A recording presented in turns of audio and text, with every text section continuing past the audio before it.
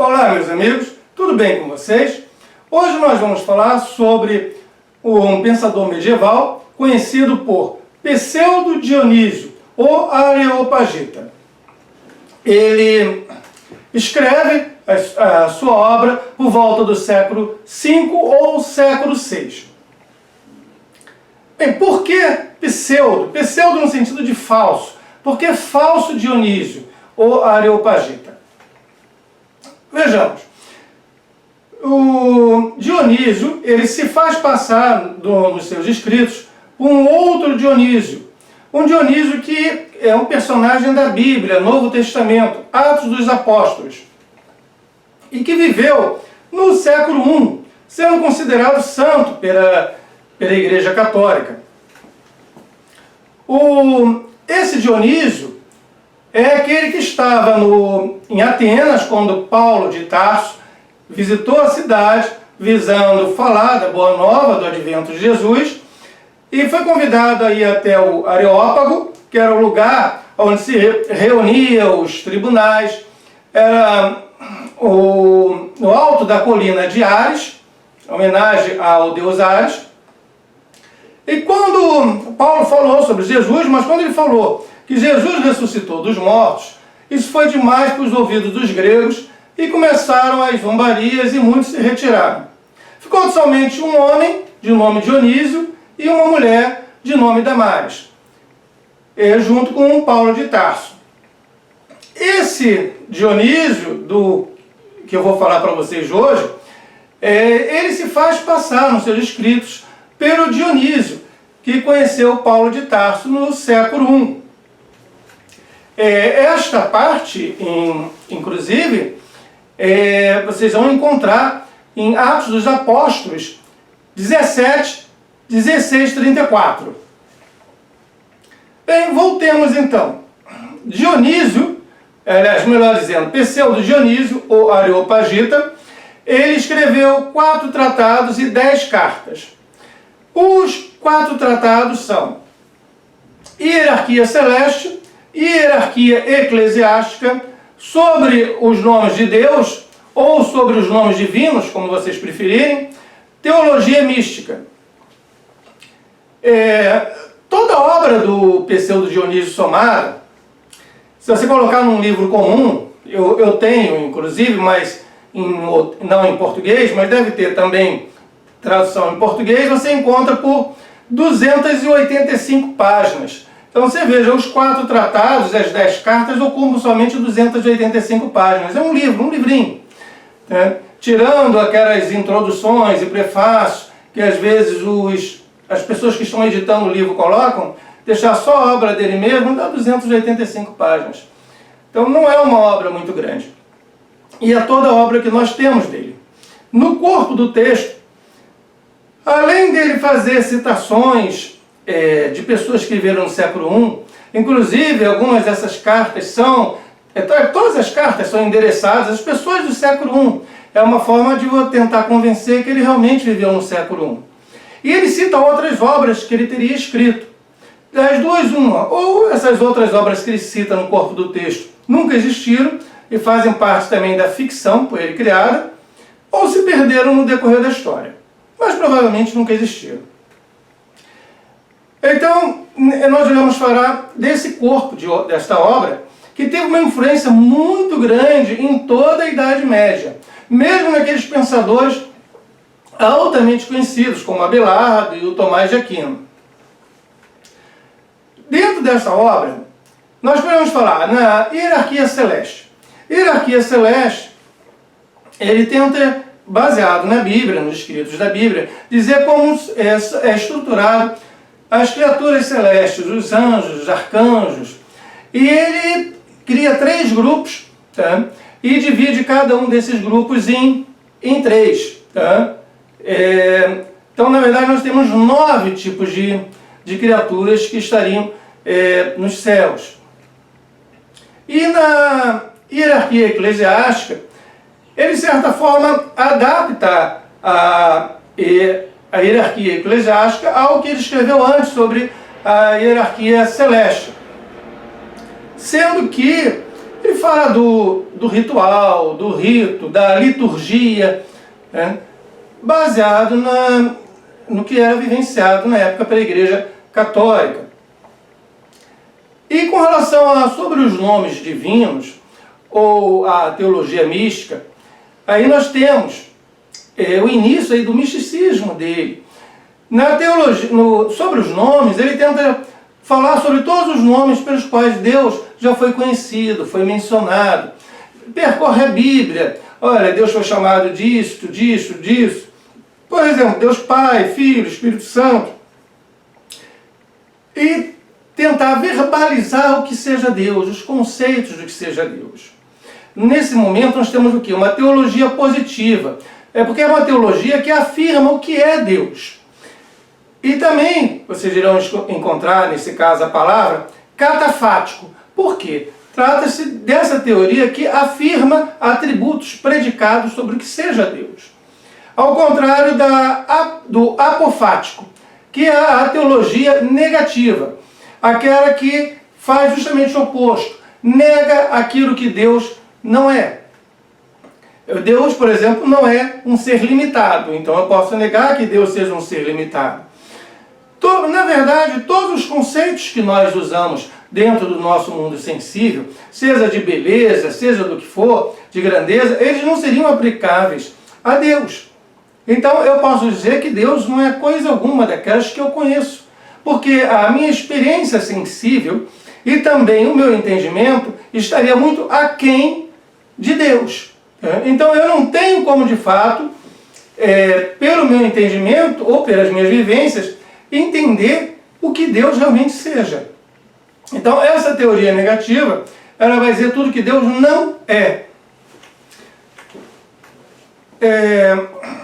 Eu falei ainda há pouco que ele se apresentou como Dionísio, o ateniense, e que esse Dionísio, o ateniense, o areopagita, por causa do Areópago, ele é falso, daí ser pseudo Dionísio. Mas quando chegou realmente a essa conclusão?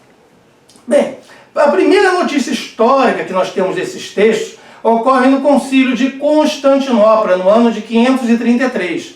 E já nesta época, ele foi questionado. Algumas pessoas presentes ao Concílio de Constantinopla argumentaram que era falso, porque se fosse verdadeiro, outros padres anteriores teriam citado Dionísio. E ele não foi citado, inclusive, em obras muito importantes dentro da teologia, dentro daquele rol que nós falamos ainda há pouco em outros vídeos, dos padres apologistas. Então nenhum dos padres apologistas citou o Dionísio. Então a obra seria falsa. Então já em 533, primeira menção dele, já há quem questione. Mas a obra mesmo assim ganhou muita importância, e importância a tal ponto que depois ficou muito difícil você questionar se a obra era verdadeira ou falsa. Teria consequências sérias você questionar a autenticidade daquela obra. Então no século XVI, você passa a ter um começo de questionamento sobre a autenticidade das mesmas. Mas bateu o martelo somente no século XIX. No século XIX foi feita uma análise muito detalhada da obra e se provou realmente que o autor teria escrito entre o final do século V e início do século VI, e jamais no século I. Aí passou-se a adotar, então, o nome de Pseudo-Dionísio. Há presença muito forte de influência do neoplatonismo, e esta obra inicia a mística cristã. Eu posso afirmar, dentro dessa mística cristã, ali expressa no Pseudo-Dionísio, e também a partir do que eu falei da teologia negativa, que Deus é o nada de tudo que é. Olha só, é o nada de tudo que é. Porque eu não tenho como afirmar o que é Deus. Tá? Nada do que eu vejo à minha volta é Deus. Tudo está aquém. Deus está muito além de tudo que eu percebo. Nesta obra, ele há de falar em 3 caminhos possíveis para a gente chegar a Deus, ao entendimento do que é Deus, ao conhecimento de Deus.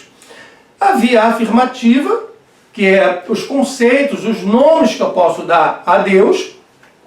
Deus é o sumo bom, Deus é boníssimo, Deus é perfeitíssimo, Deus é Pai. E a via negativa, que é negar justamente que Deus seja qualquer coisa das quais eu possa conhecer por meio do meu entendimento, porque ele é limitado, ou por meio da minha percepção do mundo à minha volta, porque também é limitada.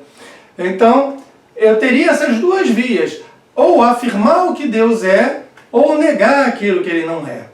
E eu poderia ter uma terceira via, uma via simbólica, na qual eu faria a mediação entre as duas, por meio de símbolos, por meio de sinais. E seria uma interpretação possível do pseudo-Dionísio. Uma outra interpretação possível é afirmar que essa terceira via se daria pela total imersão mística em Deus.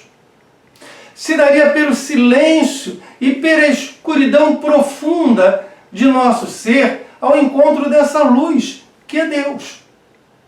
Veja bem, Deus seria uma luz, sim, mas uma luz sem palavras, sem conceitos, sem imagens. Então seria uma imersão, muita semelhança do que ocorre no Oriente. Se você pensar em religiões orientais, no budismo, em coisas semelhantes, no taoísmo, de você se voltar para dentro e você negar a razão, entrar numa via totalmente irracional, você tentar mergulhar na divindade. Então, essa seria a terceira via. Você não tenta nem afirmar nem negar, você mergulha. Inclusive porque quanto mais próximo você estaria da divindade, menos palavras você teria para descrevê-la. E se daí então uma união com Deus, num êxtase místico, uma participação mística de você com a divindade. Então, podemos afirmar que os problemas que estão ali presentes na obra de Dionísio, que ele tenta solucionar, os principais problemas, seriam qual a natureza, qual o nome, qual os predicados, o que eu posso dizer sobre Deus. Tá? Então, esse estudo de Deus, tá? O que é Deus? Tá? Qual a natureza de Deus, qual o nome, ou os nomes que eu posso dar a Deus, o que eu posso predicar, o que eu posso dizer sobre Deus, quais as qualidades de Deus. Então, esses seriam os problemas fundamentais ali na obra. Ou também, eu poderia dizer, qual a possibilidade de nós, seres humanos, respondermos essas perguntas que eu fiz agora? Qual a possibilidade de nós o sabermos? Qual a possibilidade de nós, seres humanos, de fato conhecermos a verdadeira natureza de Deus? Ou quais os atributos, as qualidades de Deus? Isso é possível para nós? Ou só nos restaria, depois de seguir por uma via afirmativa, e depois de percorrer uma via negativa, de posse desses dois conhecimentos, simplesmente ao se aproximar de Deus, tá? Mergulhar no mais profundo de nosso ser, de nosso íntimo, da escuridão, da onde vem a luz. Tá? Mas é uma luz sem palavras, sem conceitos. Então eu vou buscar esse Deus numa coparticipação comigo. Tá? E eu vou buscar ele dentro de mim. Não vou ter palavras para dizer. Não vou ter conceitos para defini-lo. Isso não vai existir. Eu vou ter simplesmente uma união mística com esse Deus. Então é aí que começa o misticismo dentro do cristianismo no mundo ocidental. Se vocês tiverem oportunidade, vocês encontram na rede com facilidade a obra do Pseudo-Dionísio. E o livrinho mais importante, que é justamente onde nós temos a visão apofática, a teologia negativa, seria a teologia mística. E essa teologia mística é poucas palavras.